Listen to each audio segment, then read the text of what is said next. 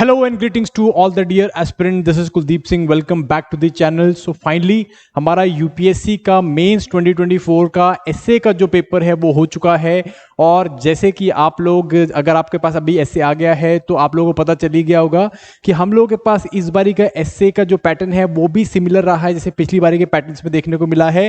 Philosophical essays जो हैं वो आपको देखने को मिले हैं एंड ये ट्रूली बताता है कि philosophical essays are here to stay. पिछले 3-4 सालों से फिलोसॉफिकल एसेज चल रहे हैं और ये कहीं ना कहीं बताता है कि जो रॉट लर्निंग जो हम लोग जीएस के बेसिस पे रनिंग करते हैं उसको हम लोग एसए के पेपर में नहीं लगा सकते हैं। We need a better and mature understanding with respect to the essay paper, तभी जाके आप एसए में जो है बेटर स्कोर कर पाएंगे। सो आज जो है बेसिकली हम लोग एक प्रिलिमिनरी एनालिसिस लेते हैं एज फार एज कि इस साल का पेपर, इस जीएस का, इस एसए का पेपर जो है आपको किस तरह का देखने को मिला है उसको हम लोग थोड़ा सा डिस्कस करते हैं और फिर हम लोग देखेंगे कि किस बारी का पेपर जो है एक प्रिलिमिनरी व्यू पॉइंट से कि क्या ये एसए जो है वो इजी आया है या कंपैरेटिवली पिछली बारी से डिफिकल्ट आया है।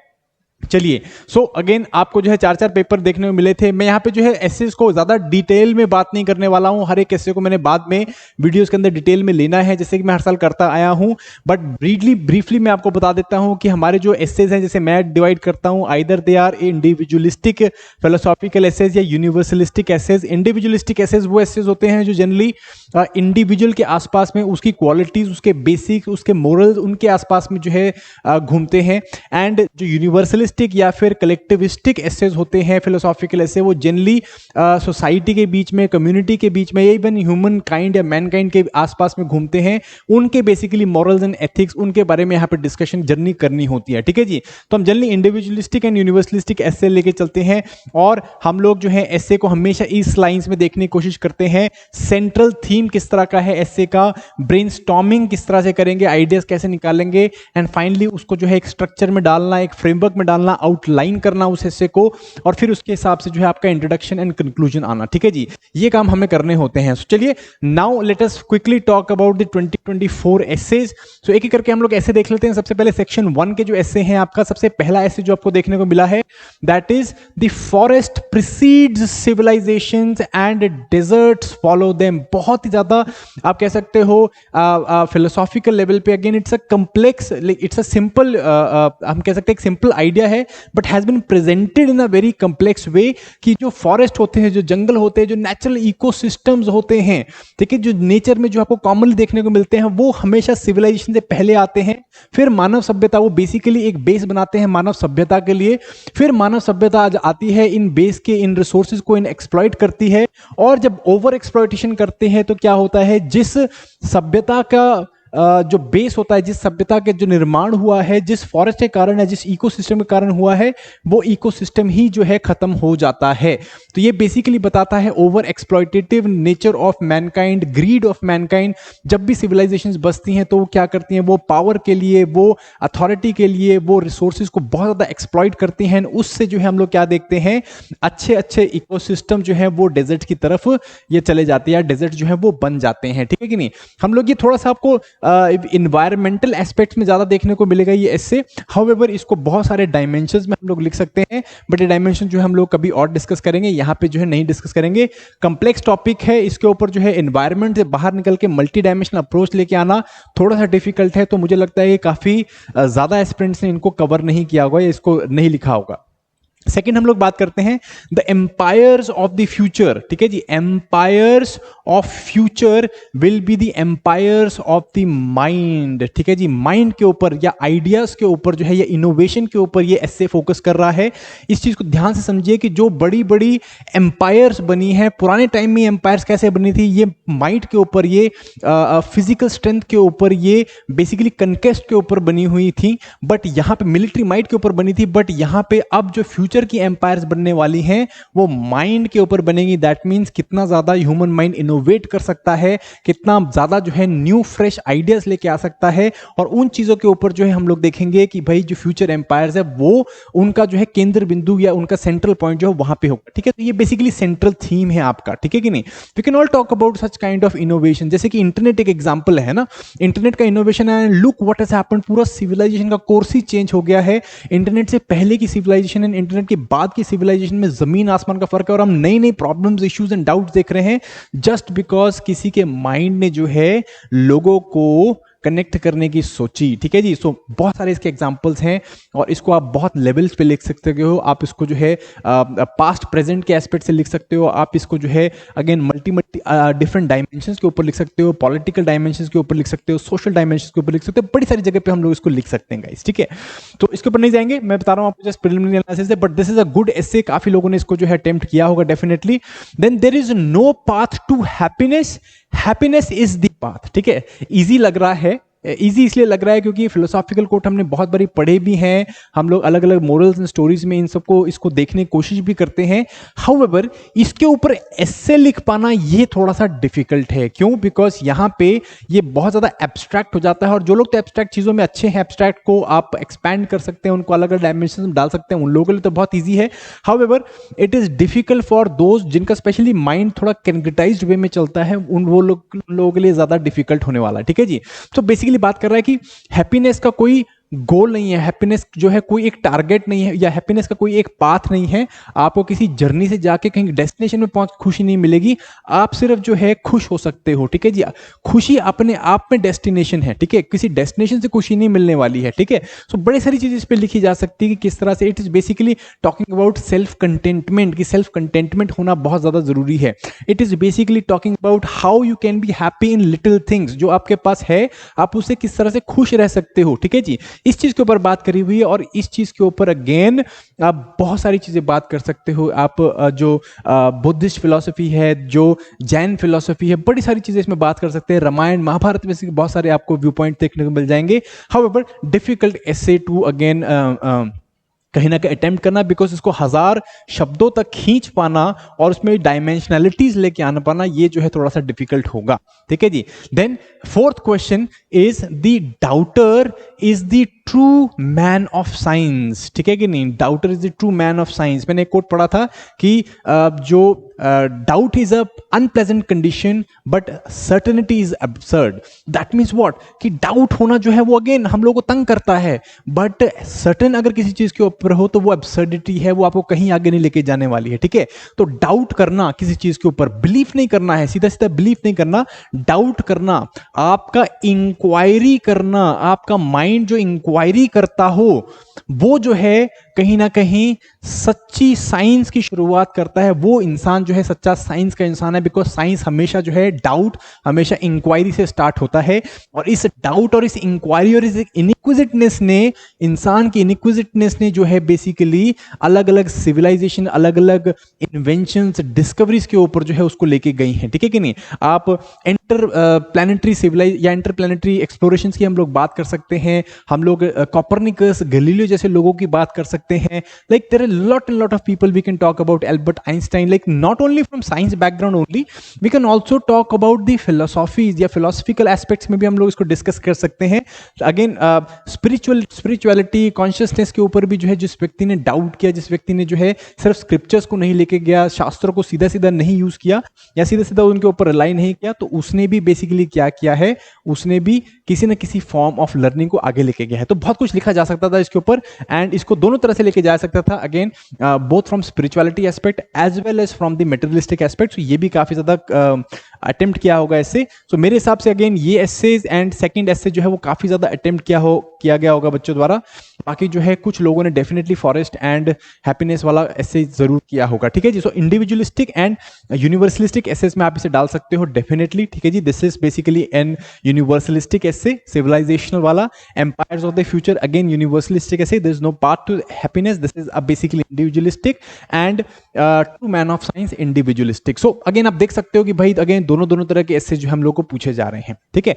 सेक्शन बी की तरफ आते हैं। सेक्शन बी में भी जो पहला ऐसे बहुत ही ज्यादा रेलेवेंट ऐसे है एक्चुअली, कि सोशल मीडिया जो है एक तरह का FOMO, fear of missing out जो है ये कहीं ना कहीं ट्रिगर कर रहा है, स्पेशली हमारे यूथ के तरफ। और इससे क्या हो रहा है, डिप्रेशन और लोनलीनेस जैसी जो इश्यूज हैं वो निकल के आ रहे हैं हमारे समाज में। सो अगेन सोशल मीडिया, ये भी बेसिकली हम लोग पीछे बात करें ना कि भी इन्वेंशन जो है वो एम्पायर सेटअप करेंगी, तो ये भी उसका एक पार्ट हो सकता है एनीवेज, ठीक है। सो सोशल मीडिया जो है ये फियर ऑफ मिसिंग आउट, ठीक है। हम लोग क्या देख रहे हैं बेसिकली कि समाज में या सोशल मीडिया में वी आर थिंकिंग और वी सी अदर पीपल, तो हमें लगता है कि भी हम लोग इस चीज में मिस आउट कर रहे हैं। हम लोग यहाँ पे कंपैरिजन एक बहुत बड़ा इशू है, कंपेयर करते हैं, कंपैरिजन निकल के आता है, एंड देन हम लोग क्या लगता है कि भाई दूसरे की जिंदगी हमसे ज्यादा अच्छी है, and it eventually leads to depression, it eventually leads to loneliness, कि भाई आगे बाकी लोग खुश हैं, हम लोग नहीं हैं, ठीक है जी। Comparison is a thief of joy, और सोशल मीडिया जो है, सोशल मीडिया को कहीं ना कहीं हम लोग को कंपैरिजन करने में मजबूर कर देता है, एंड इवेंचुअली इससे क्या हो रहा है, we are moving towards the physiological, the psychological issues, ठीक है जी। सो ये चीज लिखनी थी आपको, एंड इसमें जो है हम लोग बहुत सारे डायमेंशन डाल सकते थे, हम डेफिनेटली इंडिविजुअलिस्टिक डायमेंशन भी डाल सकते थे, बट कलेक्टिविस्टिक डायमेंशन भी हम लोग डाल सकते थे, किस तरह से सोशल मीडिया जो है वो कहीं ना कहीं यूथ को जो है डिफरेंट, लाइक उनको एल्गोरिदमिक बेस्ड हम लोग डिफरेंट एस्पेक्ट की तरफ लेके जाता है। फॉर इंस्टेंस कोई अगर ट्रैवलिंग की वीडियोस देख रहा है तो उसको ट्रैवलिंग की ही वीडियोस दिखती हैं, and then he eventually feels कि भाई मैं कभी ट्रैवल नहीं कर रहा बट बाकी लोग कर रहे हैं। So all these kind of things you could have write here, but again yes, it's a burning issue, so काफी लोगों ने इसको अटेम्प्ट डेफिनेटली किया होगा, ठीक है कि नहीं। Then nearly all men can stand adversity but to test the character give him power, ठीक है जी। तो अब्राहम लिंकन का ये कोट है, और इसमें बेसिकली बात करिए कि भाई जो व्यक्ति एडवर्सिटी सहता है, जो व्यक्ति जो है मुश्किलें सहता है, तो वो तो हर कोई उसको स्टैंड कर सकता है, बट अगर आप किसी का एक्चुअल कैरेक्टर जानना चाहते हैं तो उसको पावर दे दो, ठीक है जी। सो एडवर्सिटी तो जो हमारे बस में है ही नहीं ना। हम लोग देखो ऐसा है कि जब हमें मुश्किलें आती हैं, मुश्किलें हम लोग खुद पैदा नहीं कर रहे हैं, मुश्किलें जनरली जो है समाज से, मुश्किलें जो है जनरली हालातों से निकल के आती हैं, और इंसान को जो है उसको कहीं ना कहीं जो है उसको फेस करना ही पड़ता है, उसको सफर करना ही पड़ता है। तो उसमें बेसिकली उसके पास क्या चॉइस निकल के आती है, कोई चॉइस नहीं है, ठीक है जी। बट जब उसके पास पावर होती है, जब उसके पास चॉइस होती है, जब उसके पास यस और नो कहने की, जब उसके पास जो है किसी डिसीजन को मेक करने की ताकत होती है, तब उसका एक्चुअल कैरेक्टर देखने को मिलता है कि क्या वो अपनी ग्रेटिफिकेशन को होल्ड कर सकता है, क्या वो अपने से अलग समाज के लिए सोच सकता है, क्या वो अपनी नीड्स, अपनी बेसिस को पीछे रख के जो है किसी लार्जर गुड के लिए सोच सकता है कि नहीं सोच सकता। So that is what it has to be, this is the basically central theme of this particular essay, और इसको बहुत सारे स्पेक्ट्रम्स में लिखा जा सकता था, सोशल स्पेक्ट्रम में लिखा जा सकता था, पॉलिटिकल स्पेक्ट्रम में लिखा जा सकता था, एंड आई थिंक इसको काफी ज्यादा अटेम्प्ट भी किया होगा, बिकॉज पिछले मैंने भी जो है अपनी टेस्ट सीरीज में इस पर्टिकुलर ऐसे को दिया था, और बहुत सारे जगहों में मैंने देखा था कि ऐसे काफी ज्यादा प्रमोट किया, काफी ज्यादा जो है हम लोगों ने देखने को मिला था। So I think this essay must be attempted by a lot of students, ठीक है जी। थर्ड क्वेश्चन की तरफ चलते हैं। All ideas having large consequences are always simple, ठीक है जी। अब यहां कैचवर्ड इज सिंपल, ठीक है जी। जिन भी आइडियाज के बड़े ही लार्ज कॉन्सिक्वेंसेस जनरली सिंपल हुए हैं, बट सिंपल का मतलब यहां पे क्या है? सिंपल का मतलब है that they have come under very normal circumstances, but वहां पे किसी की एबनॉर्मल थिंकिंग ने, किसी के डिफरेंट अप्रोच ने, डिफरेंट व्यू पॉइंट ने उस चीज को कंप्लीटली बदल के रख दिया हो, उस चीज के लिए बेसिकली दुनिया में बहुत बड़े कॉन्सिक्वेंसेस निकल के आए हो, ठीक है जी। बेस्ट इजी एग्जांपल देते हैं हम लोग यहाँ पे, जैसे कि हम लोग बात करते हैं न्यूटन की, है ना। सो न्यूटन जो है पेड़ के नीचे बैठे थे, हम लोग वो कहानी सुनते हैं, पेड़ के नीचे बैठे थे, एप्पल उनके सर पे गिरा, and he eventually gave the law of gravitation, ठीक है कि नहीं। So simple idea was very simple, है ना, but the situation was very simple, but basically the person who was working on that simple situation, the idea he had was a completely different idea, completely phenomenal idea, ठीक है कि नहीं।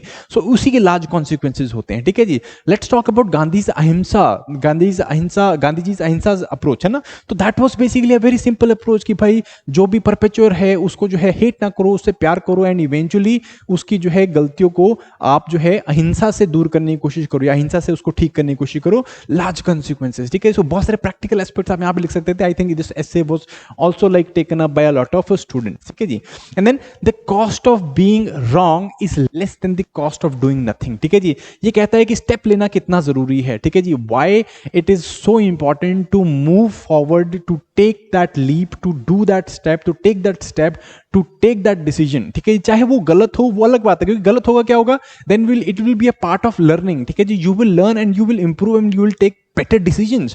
But here it is that कि if you do not do nothing, कुछ नहीं करोगे तो क्या होगा कि you will never learn, and if you do not do nothing, आप कुछ नहीं करोगे तो क्या होगा कि भाई आप कभी लर्न नहीं करोगे, और आप हमेशा जो है उसी एक कंफर्ट जोन में, उसी एक स्टेटस क्वो में फंसे रहोगे, एंड इवेंचुअली इससे क्या होगा, you will never be able to learn, ठीक है जी। So learning by doing is what is the central theme of this essay.